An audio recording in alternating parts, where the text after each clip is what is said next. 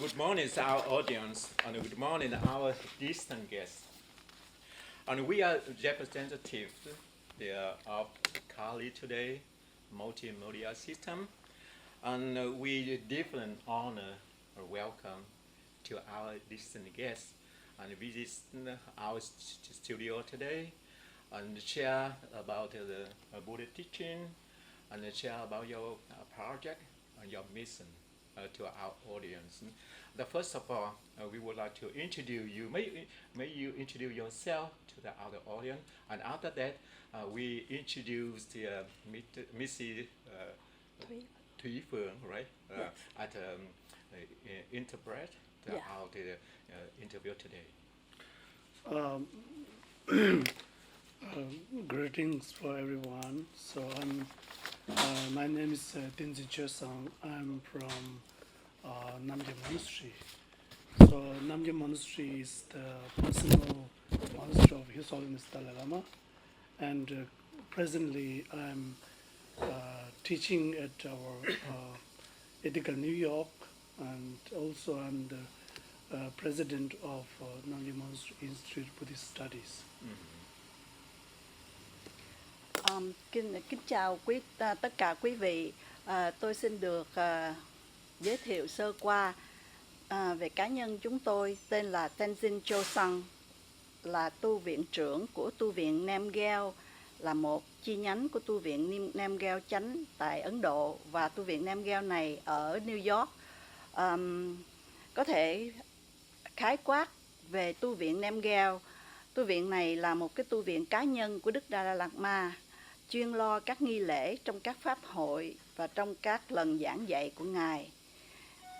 Truyền thống của tu viện Namgyal đã được thiết lập cho mục đích khởi đầu từ lúc Đức Dalai Lama đời thứ nhì của truyền thống Phật giáo Tây Tạng.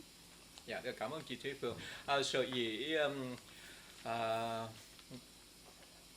Truyền hình Kali Today mời chị Thúy Phương đến cùng với thầy là thuộc một cái chi nhánh của Đức Đạt Lai Lạt Ma ở Tây Tạng, và quý vị biết rằng chúng tôi rất là kính phục chị Thúy Phương, người đã gần gũi giáo pháp của Đức Phật cũng giống như những lời dạy của Đức Đạt Lai Lạt Ma, và chị Thúy Phương cũng là dịch giả của cuốn như con đường giải thoát mới chị này. Hướng đến con đường giải thoát. Dạ, hướng đến con đường giải thoát. Cách đây 20 năm. Dạ, rất là có ích lợi cho quý Phật tử mình. Thay mặt hệ thống Kali Today, xin cảm ơn chị Thúy Phương đã cho anh em chúng tôi có một cái bản dịch rất là tuyệt vời như vậy. Xin cảm ơn anh rất nhiều. Okay, first of all, may introduce about your main Gen Monastery in the New York a little bit for our audience. Okay, so as I mentioned earlier, Namgyal Monastery is personal monastery of His Holiness Dalai Lama, and the third Dalai Lama. Some people say the second Dalai Lama, third Dalai Lama founded Namgyal Monastery. So our main monastery is in Tibet. So after 1959, we came to India, and we have second Namgyal Monastery in Dharamsala, India. So this Namgyal Monastery Institute Buddhist Study in Ethical New York is our only branch of Namgyal Monastery in outside of India and Tibet. That is the first and the only one in USA, right? Yes, yes. Xin mời chị. Thưa thầy có chia sẻ là tu viện Namgyal là tu viện cá nhân của Đức Dalai Lama. Tu viện này chư tăng thường hành trì các pháp môn để chuyên lo về các nghi thức tôn giáo cho Đức Dalai Lama trong những các pháp hội, hay là trong những cái lúc mà Đức Dalai Lama giảng dạy tại nhiều nơi trên thế giới. Cái truyền thống của tu viện Namgyal được thiết lập từ đời Đức Dalai Lama lần thứ nhì, có người nói là từ đời Ngài thứ ba. Và tu viện Namgyal ở New York là tu viện duy nhất chi nhánh của tu viện Namgyal gốc tại Tây Tạng. Sau năm 1959 thì tu viện Namgyal đã được thiết lập trở lại ngay tại Ấn Độ, và ngoài Ấn Độ thì trong Hoa Kỳ thì tu viện Namgyal ở New York là tu viện duy nhất. Cảm ơn chị Thúy Phương. We are the Vietnamese Buddhist follower. We know and we concern a lot about Namgyal Monastery. But right now, may you tell me a little bit your mission when you come to the North California in current days? So this time we came here to Northern California, and we are going to make Kalachakra Cát Mandala and introduce to Vietnamese Buddhist people, and through also Kalachakra Cát Mandala, we're going to give some Dhamma teachings and house blessings, and our main mission is through making Kalachakra Cát Mandala, and also our main mission is we introduce His Holiness Dalai Lama's main message, loving kindness, these things, and then we think His Holiness Dalai Lama's message is so important, and we want to keep his messages alive. So that's why we have a project, His Holiness Dalai Lama's library museum. So then we keep all his teachings, and through the not just keep his precious teachings, we trying to teach his teachings to young generations. A generation. Yes. Or next generation. Yeah, next generations. Thank you. Thầy chia sẻ rằng là cái mục tiêu của chư tăng tu viện Namgyal đến Bắc Cali bây giờ đó là chư tăng sẽ kiến tạo một cái mạng Đà La gọi tên là Kalachakra, hay nói tiếng Việt đó là cái thời luân, tức là một cái bánh xe thời gian. Và đây là lần đầu tiên mà chư tăng Namgyal đã kiến tạo cái Kalachakra Mandala này, chủ yếu là để kiến tạo để cho chúng sanh được chiêm bái, và đồng thời để chia sẻ các giáo pháp liên quan đến cái pháp tu Kalachakra. Cái thông điệp mà quan trọng nhất mà Đức Dalai Lama thường hay muốn gửi đến tất cả chúng sanh xuyên qua các buổi giảng dạy của Ngài, đó là lòng từ bi. Cái đại từ đại bi là cái điều quan trọng để có thể kiến tạo được thế giới hòa bình. Cho nên cái thông điệp này cần phải được lưu giữ. Do vậy thông qua các cái buổi thuyết pháp của chư tăng, thì chư tăng mong rằng là chư tăng có thể gây được một vài ấn tượng trong giới Phật tử, và đồng thời có thể gây được cái quỹ để xây dựng cái thư viện và cái bảo tàng viện, để cho có thể lưu giữ lại được những cái giáo pháp quý giá này cho cái đàn hậu học. Cảm ơn chị Thúy Phương.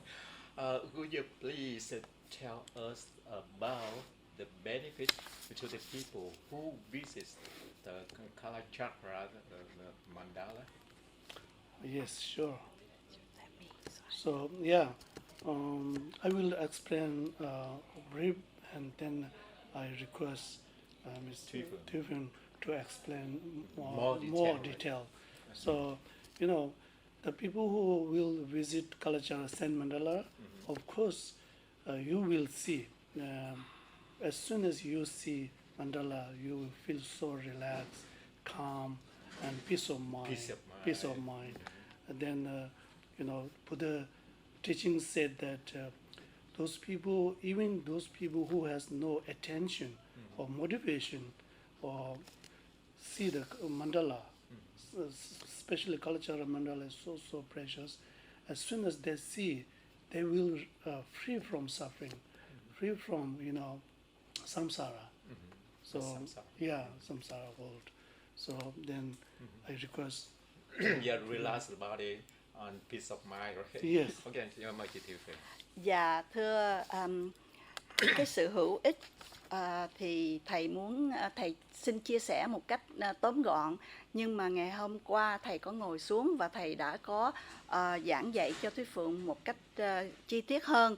Thì hôm nay thầy nói một cách tóm gọn, đó là bất cứ chúng sanh nào do ngẫu nhiên được chiêm bái, do vậy trong lúc đó tâm của chúng sanh này hãy còn tán loạn vì chưa được thuần thục, hoặc chúng sanh nào do nhờ hữu duyên mà chiêm bái được, do vậy tâm của họ được rất là chánh niệm, thì chúng sanh ấy tất cả hai trường hợp đều tích tụ được vô lượng công đức thù thắng, nhằm chuyển hóa rất nhiều ác nghiệp và vượt qua được nhiều khổ đau ách nạn trong cái cõi luân hồi, trong cái cõi ta bà kham nhẫn này.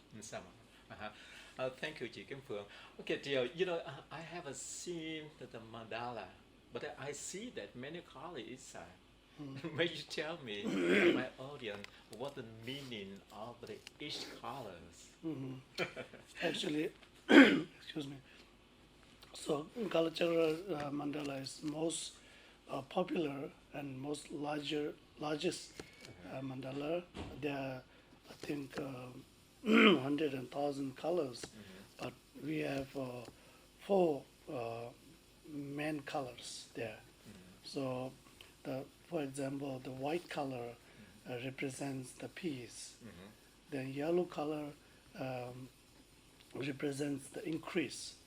You know, increase meaning that when we cultivate love, compassion, tolerance, those can be increased and developed or cultivated. You know, so that's the reason, you know, we call increase. Then the red color is power. Yeah, I think everybody wants to power. To be a power. Power of compassion. You know, once you cultivate love, compassion, of course, through the love, compassion, you have more friends, more, you know, good things to happen. You know, so then the black color is more like wrathful. Wrathful meaning that it's more like related with high tantra practice. So if you develop very in advance like energy inside, so you can, you know, subdue those obstacles or demons, all these things.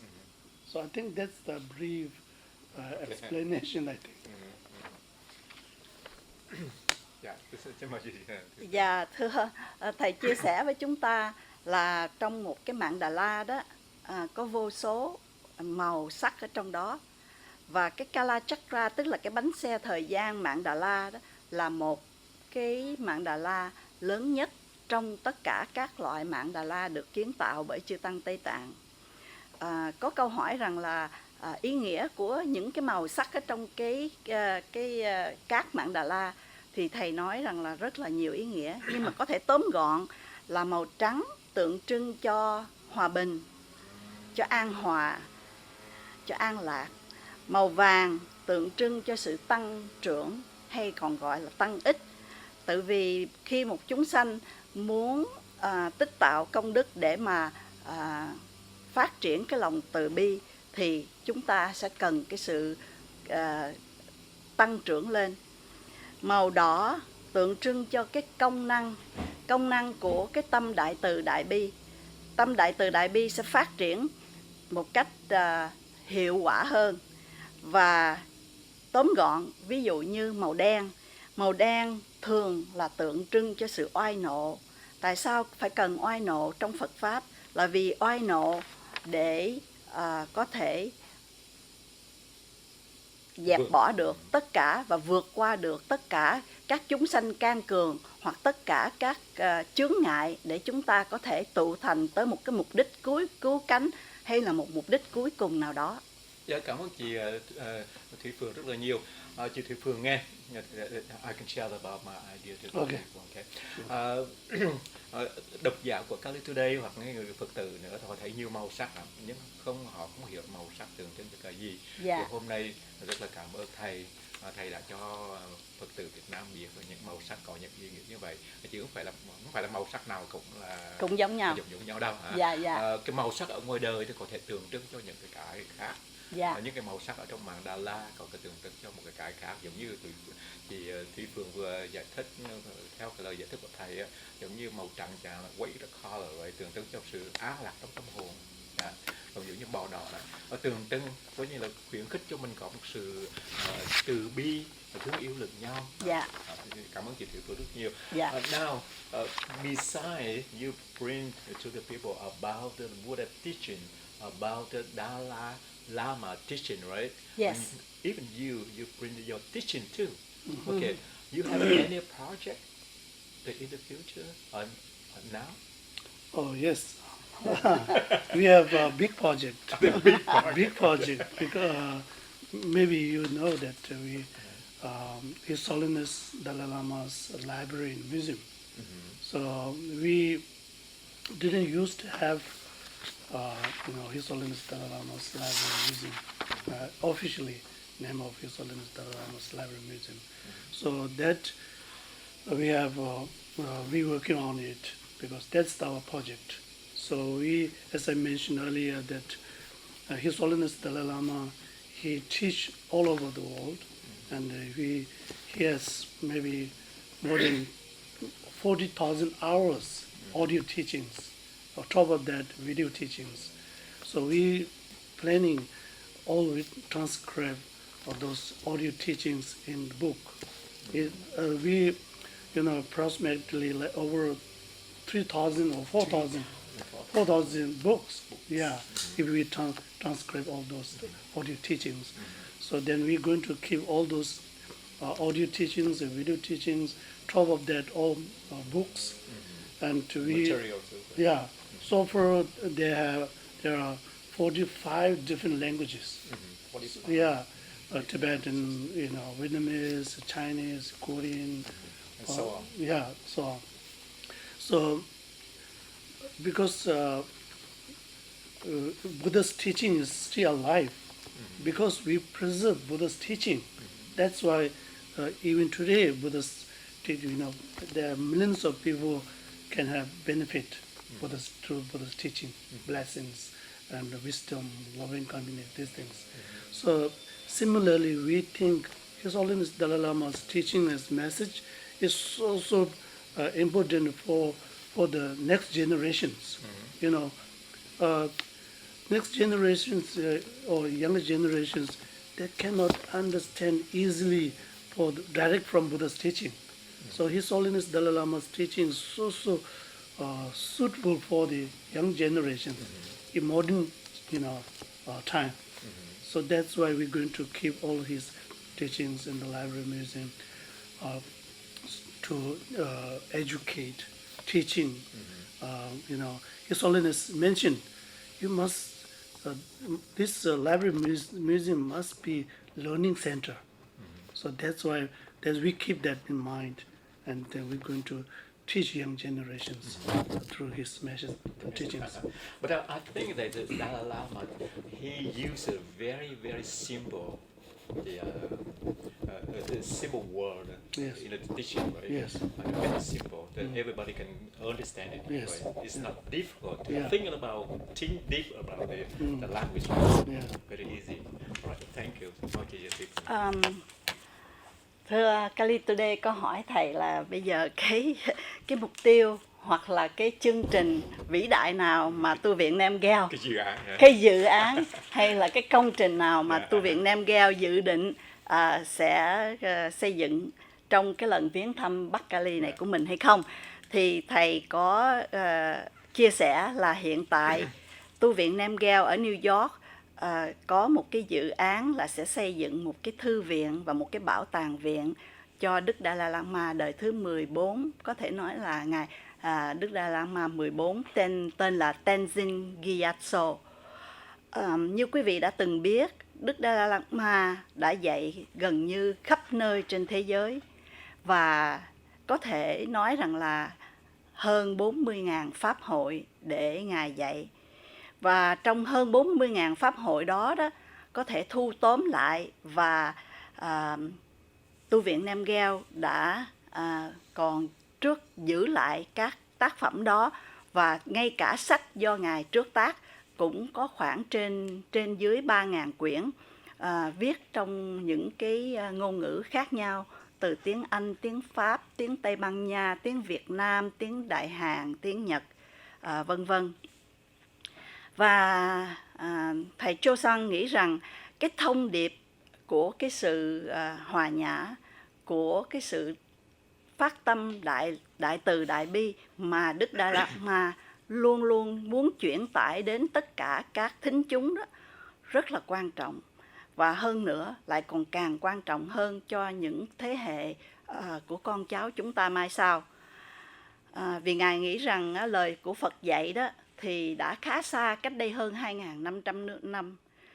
Do vậy mà thường Đức Đạt Lai Lạt Ma đã dùng những cái lời dạy bằng những cái ngôn ngữ rất là đơn giản, Ngài cập nhật hóa lại. Do vậy mà thầy Chô Sang nghĩ rằng là cái chương trình hay là cái dự án mà mình cần phải có cái thư viện để mình lưu giữ lại các tài liệu đó rất là quan trọng. Yeah, cảm ơn chị Thủy Phượng. Okay, you mentioned about library, right? Okay, the library, you know, that I have read on your website. I love the library. The library is the main, primary connect the scientist, educator, philosopher, related to the Buddhism, right? And they have to compare the Buddhism and the science right now, right? And they compared about the philosopher a long time ago. Okay, the related to the Buddha teaching or not, right? Yes. And that is true or not true, right? Is it real or not real? Reality or not reality, right? But right now, would you please tell our audience about a little bit about the library to connect with the people or to bring the people come together, right? To understand about the Buddha teaching related to the science. Yeah, that's I think His Holiness Dalai Lama's very favorite subject. You know, discuss or dialogue with modern science or scientists. I think he met hundreds and thousands scientists and Western philosophers. You know, so I think every year His Holiness Dalai Lama office, they organize Mind and Life conference. You know, so I think every time there are over hundreds of people, those Western scholars and scientists come to Dharamsala. Sometimes Western country, they get together and discuss about Buddhist philosophy and modern science. So then many their Western scientists, they discover there are lots of similarities between Buddhist philosophy and Western philosophy, especially mind, you know. So Western philosophy, I think they are very good with external things, but especially Buddhists, we have, you know, some philosophies more focus inner mind and mind factor, these things. So then the Western philosophers, they can get lots of you know, benefits or understanding from Buddhist philosophy, and also Buddhist philosophers and practitioners, they also get lots of benefit from Western philosophy. So I think Buddhist philosophy is only, you know, go together with modern science or philosophy. Yeah, so that's His Holiness Dalai Lama's, I think, favorite subject, because he is so interested to Western philosophy and what do you call science. Science.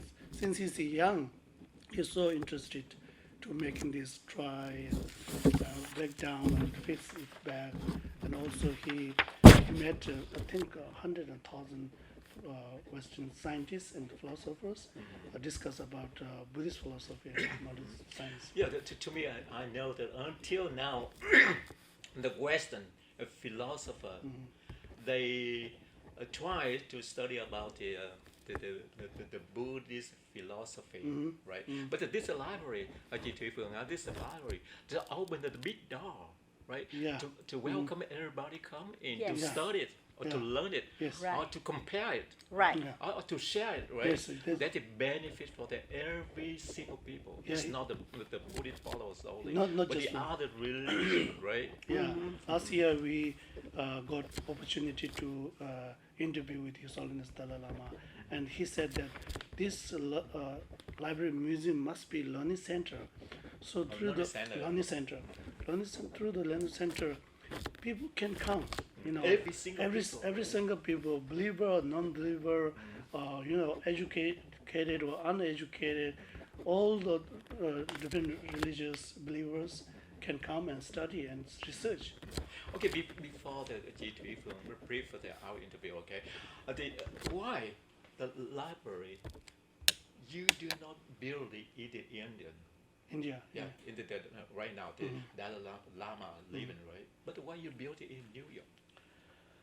There's a library of Tibet is already built in But we Dharamsala. built in Dharamsala, but you know, All right, okay. somehow, you know, I had that idea in 2016.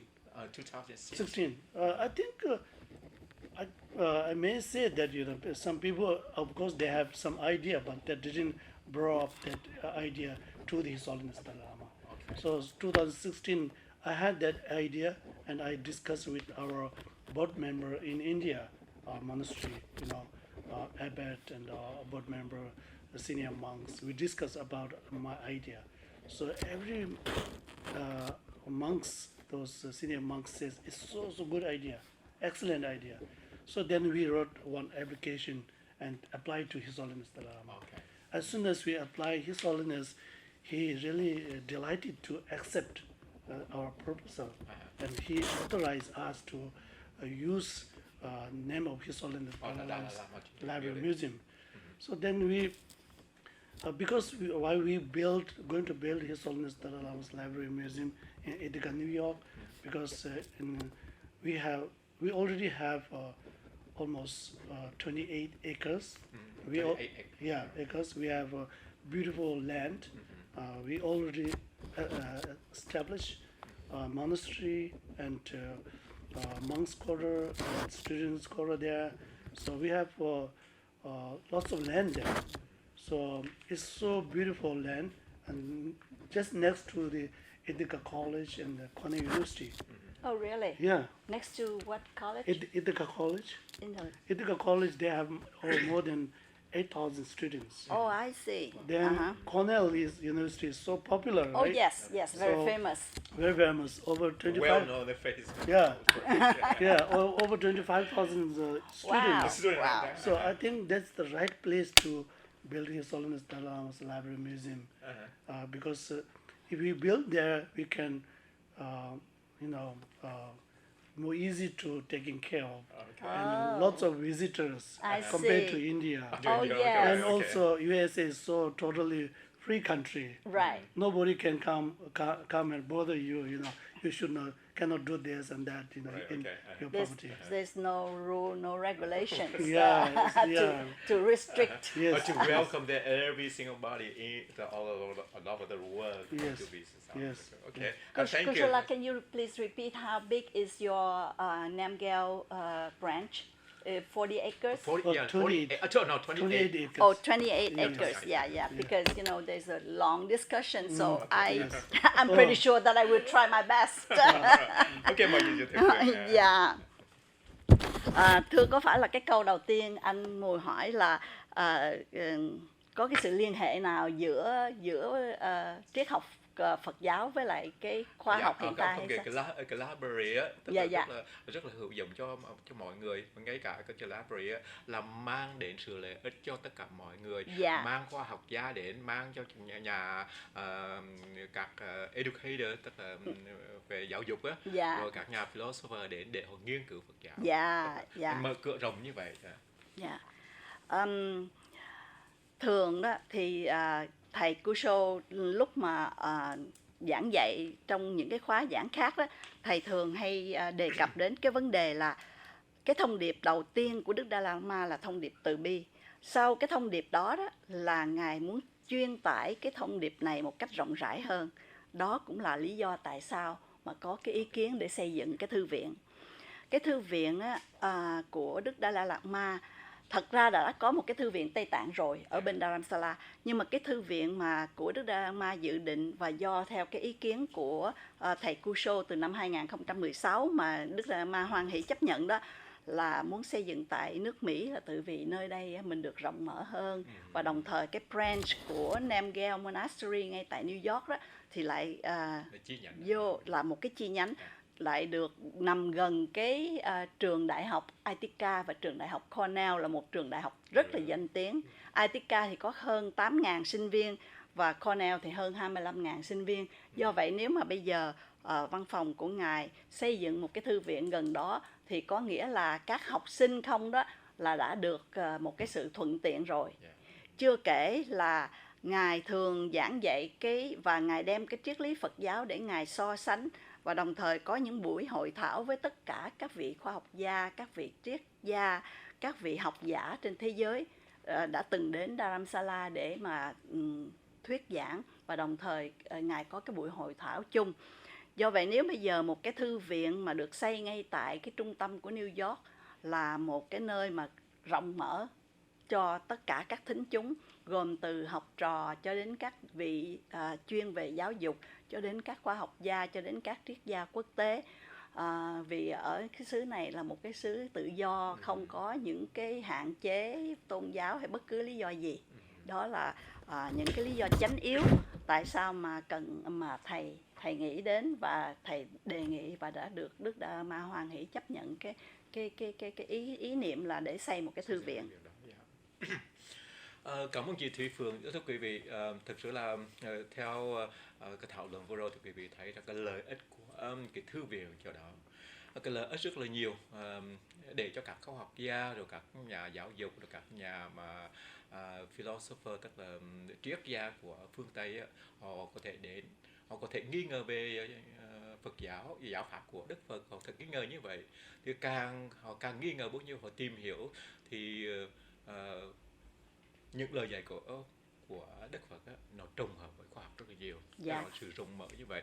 Ok thì xin được bổ túc thêm với anh là ngoài là một cái thư viện, Đức Dalai Lama còn rất là mong muốn cái thư viện này không phải chỉ là một cái thư viện để mình đến mình nghiên cứu không, mà Ngài muốn mở rộng cái cửa ra, gần như đây là một cái trung tâm để mà tất cả mọi người có thể đến để tu học.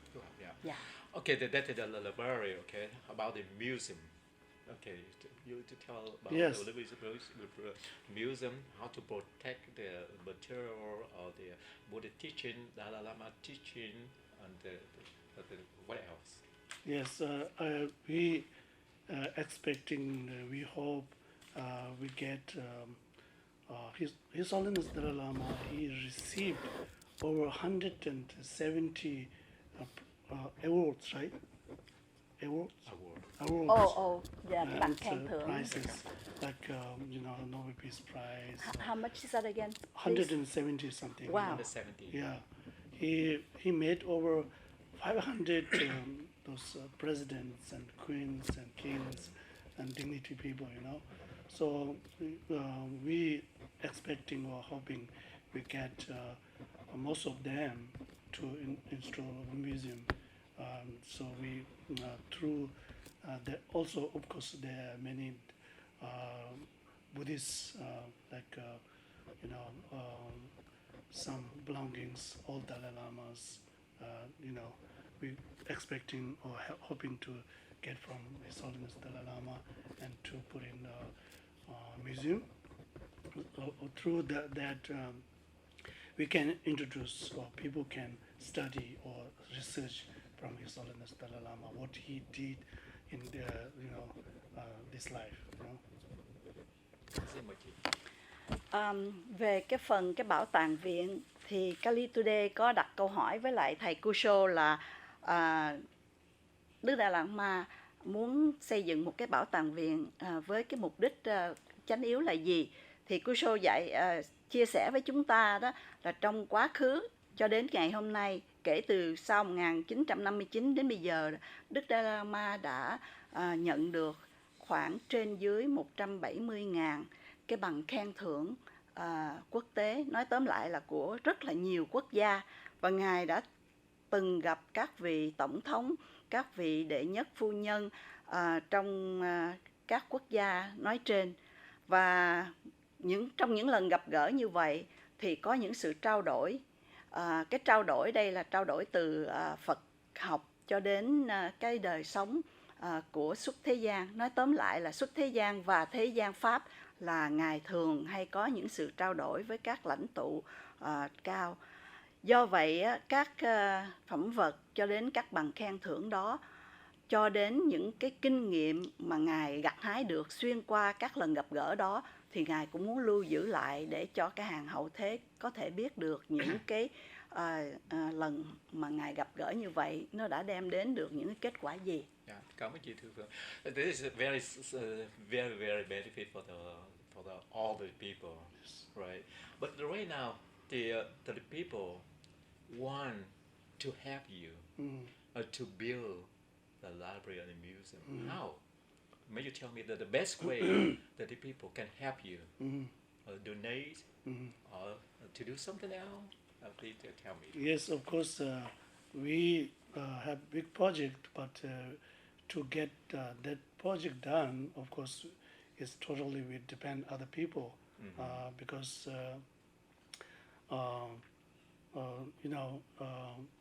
from my thought, my motivation, I think as many as people can be part of, His Holiness Dalai Lama's Library Museum.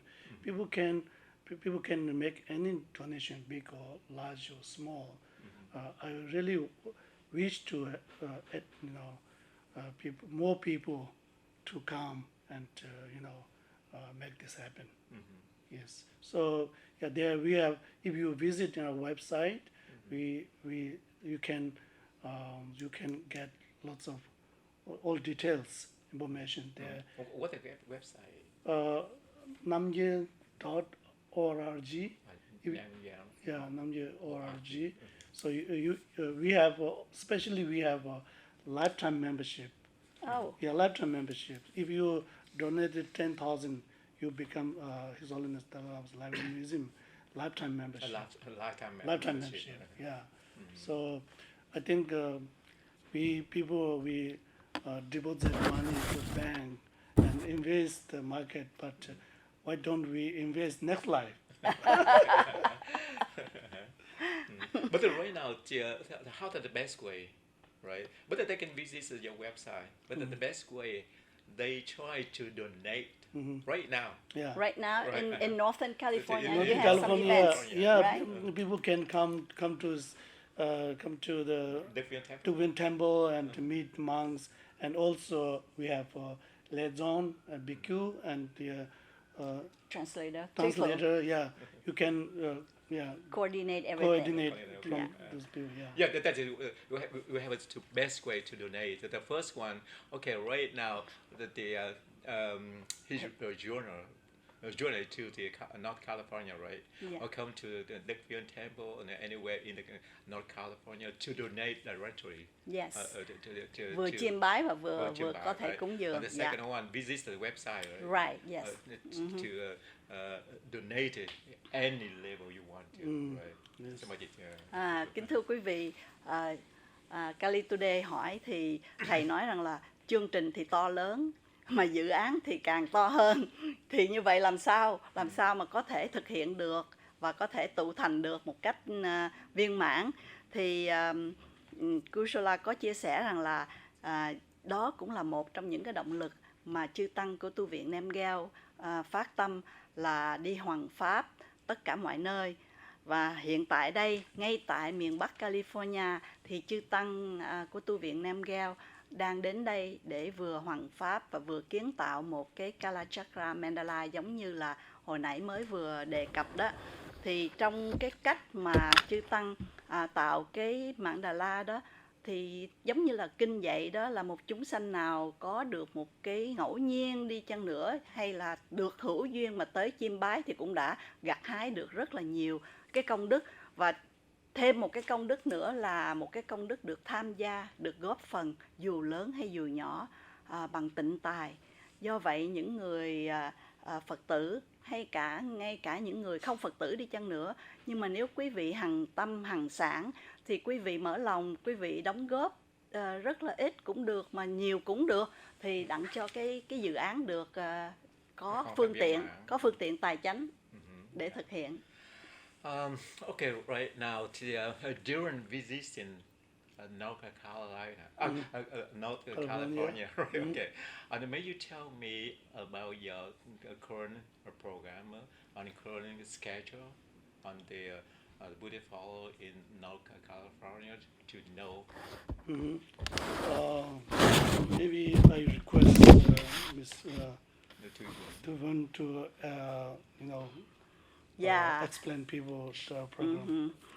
Dạ thưa tất cả quý vị, hiện tại ngay tại miền Bắc California, và cũng là lần đầu tiên mà chư tăng của tu viện Namgyal thiết lập và kiến tạo cái Mandala Kalachakra này trong cái mục đích mà chúng ta vừa bàn thảo đó, thì ngày thứ Bảy 17 tây tháng 8, tức là tháng này của năm 2019, lúc 5 giờ đến 6 giờ tại tịnh xá Ngọc Hòa, thì chư tăng sẽ thiết một buổi lễ cầu nguyện Đức Phật Dược Sư để cầu nguyện cho Đức Dalai Lama và cho tất cả chúng sanh. Đặc biệt hơn là ngày Chủ nhật 18 tây tháng 8, lúc 11 giờ cho đến 12 giờ 30 tại chùa Đức Viên ở số 2440 đường McLaughlin Avenue 95121. Quý vị có thể đến đó để chư tăng có thể thuyết giảng một cách rõ ràng hơn về ý nghĩa, biểu tượng và lợi ích của cái Mandala thời luân này. Cùng một ngày đó, tức là ngày Chủ nhật 18 tháng 8, thì quý vị nếu không có giờ buổi sáng, quý vị đến từ 2 giờ tới 3 giờ thì quý vị đến chùa An Lạc, số là 1647 East San Fernando. Tại đó chư tăng sẽ có một buổi thuyết pháp. Và ngày thứ Năm 22 tây tháng 8, từ 7 giờ đến 9 giờ tối, ngay tại chùa Tuệ Viên ở địa chỉ là 1905 East San Antonio Street, ngay đó cũng sẽ có một buổi thuyết pháp do chư tăng của tu viện Namgyal. Đến ngày Chủ nhật là ngày quan trọng, ngày Chủ nhật 25 tây tháng 8, cũng tại chùa Đức Viên từ 11 giờ sáng đến 1 giờ trưa, sẽ có buổi lễ xóa cát Mandala thời luân, và đồng thời sẽ phát cát cho tất cả những Phật tử đến dự. Cùng ngày Chủ nhật 25 tháng 8 thì từ 2 giờ rưỡi đến 4 giờ rưỡi tại chùa Bảo Phước, số 270 Center Road, San Jose, chư tăng cũng sẽ có một buổi thuyết pháp để chia sẻ về phương diện thiền, tịnh và mật. Cảm ơn chị Thúy Phương. That's all enough, right? Okay. And first of all, we thank you very much for visiting us and share your idea, and share your project, and share your mission. And then you can say some word before goodbye to our audience. Thúy Phương xin lỗi anh. Excuse me, because I missed one thing, so please excuse me so that can continue. Còn thêm một cái chương trình nữa, Thúy Phương xin lỗi với tất cả quý vị. Đó là vào ngày Chủ nhật 1 tây tháng 9 đó, từ 10 giờ sáng cho đến 11 giờ 45 sáng, ngay tại chùa Phổ Từ ở số địa chỉ là 17327 Midland Avenue, Hayward, thì chư tăng của tu viện Namgyal cũng sẽ có một thời thuyết pháp. Một câu xin lỗi luôn. Okay, thì if the people want to know your program and your schedule, who they will contact you? The people That's the can. main question. Yeah. We forgot it already. Okay, people can contact our liaison BQ fam. So Thưa đây xin thông báo Bích Yeah. Kiều phone number. Quý vị nếu muốn biết cái chương trình này, quý vị có thể gọi vào cái số điện thoại này.